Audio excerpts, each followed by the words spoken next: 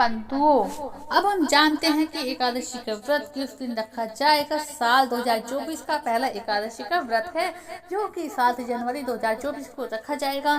पौष मास के कृष्ण पक्ष में पड़ने वाली एकादशी को सफला एकादशी के नाम से जाना जाता है। हिंदू धर्म में एकादशी व्रत का बहुत ही अधिक महत्व है। हर माह में 2 एकादशी पड़ती हैं और पूरे साल में 24 एकादशी पड़ती हैं। एक एकादशी होती है शुक्ल पक्ष की और दूसरी एकादशी होती है कृष्ण पक्ष की। एकादशी तिथि भगवान विष्णु को अत्यधिक प्रिय है। इस दिन विधि विधान से भगवान विष्णु की पूजा अर्चना की जाती है और कुछ मंत्रों का जाप किया जाता है, जैसे कि ओम नमो भगवते वासुदेवाय, ओम नमो श्री विष्णुवे नमः मंत्र का जाप किया जाता है। हरे राम हरे कृष्ण मंत्र का जाप किया जाता है। धार्मिक मान्यताओं के अनुसार एकादशी के दिन भगवान विष्णु की पूजा अर्चना करने से भगवान विष्णु की विशेष कृपा प्राप्त होती है और मृत्यु के पश्चात भी मोक्ष की प्राप्ति होती है। अब हम जानते हैं एकादशी तिथि का शुभ मुहूर्त कब से शुरू है। एकादशी का व्रत एकादशी तिथि प्रारंभ होगी 7 जनवरी 2024 को दोपहर 12:41 पर और एकादशी तिथि समाप्त होगी 8 जनवरी 2024 को 12:46 पर दोपहर के। और एकादशी का पारण समय भी जान लेते हैं। 8 जनवरी को पारण समय है 7:15 पर सुबह के और 9:20 पर सुबह के है समाप्ति।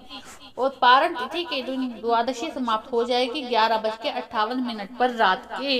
इसलिए व्रत का पारण होगा 8 जनवरी को। एकादशी पूजा की विधि भी जानते हैं। सुबह जल्दी उठकर स्नान आदि करके घर में एक दीप प्रज्वलित करें, भगवान जी के सामने और भगवान विष्णु का गंगा जल से अभिषेक करें। भगवान विष्णु को पुष्प और तुलसी जल अर्पित करें। संभव हो सके तो व्रत भी रखें। व्रत ना रख सकते हैं तो पूजा जरूर करें और अन्न खाएं और भगवान की खूब पूजा अर्चना करें। भगवान विष्णु की आरती करें, भगवान को भोग लगाएं। इस बात का विशेष ध्यान रखें कि भगवान विष्णु को सिर्फ सात्विक चीजों का ही भोग लगाना है, जैसे फल और दूध से बनी मिठाई केवल। भगवान विष्णु को भोग में तुलसी जरूर अर्पण करें। ऐसा माना जाता है कि बिना तुलसी के भगवान विष्णु भोजन ग्रहण नहीं करते। इस दिन भगवान विष्णु के साथ माता लक्ष्मी का भी पूजन करें। अधिक से अधिक भगवान का ध्यान करें। अब एकादशी वाले दिन क्या क्या नहीं करें। एकादशी के दिन चावल बिल्कुल घर में बिल्कुल ना बनाएं, ना ही घर का कोई सदस्य चावल खाए और ना ही सिर धोए, कोई भी स्त्री सिर नहीं धोए और ना ही तुलसा में जल अर्पित करे, क्योंकि तुलसा जी भी व्रत रखती हैं एकादशी का। इसलिए बंधुओं ये सब आपको एकादशी के दिन फॉलो करनी है बातें। और आप कथा का भी श्रवण कीजिए हमारे चैनल के माध्यम से और हमारे कमेंट्स में राधे राधे लिखना ना भूलें। आज हम सफला एकादशी के महात्म की कथा का श्रवण करती हैं। भगवान कृष्ण बोले, हे युधिष्ठिर, मैं दान, तीर्थ, तप इत्यादि शुभ कर्मों से इतनी शीघ्र प्रसन्न नहीं होता हूँ जितना मैं एकादशी व्रत करने वाले से प्रसन्न होता हूँ। एकादशी व्रत करने वाला मुझे प्राणों के समान प्रिय होता है। पौष मास की कृष्ण पक्ष की एकादशी का नाम सफला एकादशी है। यह सर्व कार्यों को सफल बनाने वाली एकादशी है। इसमें भगवान नारायण, भगवान विष्णु की पूजा की जाती है। ऋतु के अनुसार फल, फूल, धूप, दीप इत्यादि से पूजन करना चाहिए। महात्म की कथा को सुनो, प्रेम से सुनो।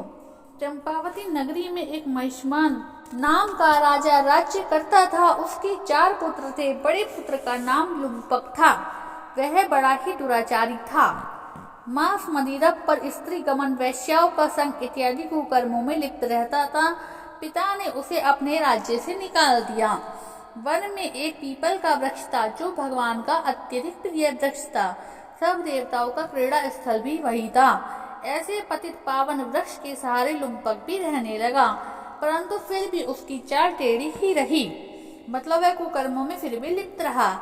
वह पिता के राज में चोरी करते चला जाता था तो पुलिस पकड़कर छोड़ देती थी।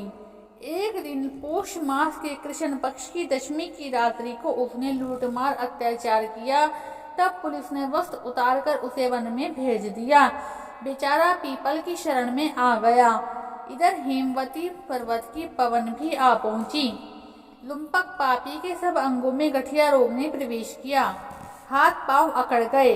प्रातः सूर्योदय होने के बाद दर्द कुछ कम हुआ तो पेट का गम लगा। जीवों को मारने में आज असमर्थ था। न वृक्ष पर चढ़ने की शक्ति थी। नीचे गिरे हुए फल भी न लाया और पीपल की जड़ में रखकर कहने लगा, हे प्रभु, इन फलों को आप ही भोग लगाइए, मैं अब भूख हड़ताल करके शरीर को छोड़ दूंगा। मेरे इस कष्ट भरे जीवन से मृत्यु ही भली है। ऐसा कहकर प्रभु के ध्यान में मग्न हो गया। रात्रि भर उसको नींद नहीं आई। भजन कीर्तन प्रार्थना करता रहा, परंतु प्रभु ने उन फलों का भोग ना लगाया। प्रातः काल हुआ तो एक दिव्य अश्व आकाश से उतरकर उसके सामने प्रकट हुआ और आकाशवाणी द्वारा नारायण जी कहने लगे, तुमने अनजाने में सफला एकादशी का व्रत किया है। उसके प्रभाव से तेरे सारे पाप नष्ट हो गए हैं। जैसे अग्नि को जानकर या अनजाने में हाथ लगाने से हाथ जल जाती है, वैसे ही एकादशी व्रत भूलकर व्रत करने वाले से भी एकादशी अपना प्रभाव जरूर दिखाती है। अब तुम इस घोड़े पर सवार होकर पिता के पास जाओ, राज मिल जाएगा। सफला एकादशी सब कार्य सफल करने वाली है। प्रभु की आज्ञा से लुम्पक पिता के पास आया। पिता उसको राजगद्दी पर बिठाकर अपने वन में अपने आप तप करने को चला गया। लुम्पक के राज्य में सब प्रजा एकादशी का व्रत विधि सहित किया करती थी। सफला एकादशी के महात्म को सुनने से, इसकी कथा को सुनने से अश्वमेध यज्ञ का फल प्राप्त होता है। अभी हमने सुना था एकादशी व्रत का महात्म, क्योंकि सफला एकादशी के व्रत का महत्व हमने सुना। अब हम सफला एकादशी व्रत की कथा का श्रवण करते हैं। इस व्रत को करने वाले को प्रातःकाल स्नान करके भगवान अच्युत की आरती करें, अर्थात विष्णु भगवान की आरती करें, भोग लगाएं, अगरबत्ती, नारियल, सुपारी, आंवला, अनार और लौंग से पूजन करें। दीपदान और रात्रि जागरण का बड़ा ही महत्व है। राजा महिष्मत के 4 बेटे थे। छोटा बेटा लुम्पक बड़ा ही दुष्ट और पापी था। वह पिता के धन को कुकर्मों में नष्ट करता रहता था। दुखी होकर राजा ने उसे देश से निकाल दिया, परंतु उसकी लूटपाट की आदत ना छूटी। एक बार उसे 3 दिन तक भोजन नसीब नहीं हुआ। वह भोजन की तलाश में एक साधु की कुटिया पर जा पहुंचा। उस दिन सफला एकादशी व्रत था। महात्मा ने उसका मीठी वाणी से सत्कार किया और उसे खाने को भोजन दिया। महात्मा के इस व्यवहार से उसकी बुद्धि परिवर्तित हो गई। उसने सोचा, मैं भी मनुष्य ही हूँ, कितना दुराचारी और पापी हूँ। वह साधु के चरणों में गिरकर रो पड़ा। साधु ने उसे अपना चेला बना लिया। धीरे धीरे उसका चित्त भी निर्मल होता चला गया। अब उसमें कोई ऐब नहीं रह गया। वह महात्मा की आज्ञा से एकादशी का व्रत करने लगा। जब वह बिल्कुल बदल गया तो महात्मा ने उसके सामने अपना असली रूप प्रकट किया। महात्मा के वेश में उसके सामने उसके पिता खड़े थे।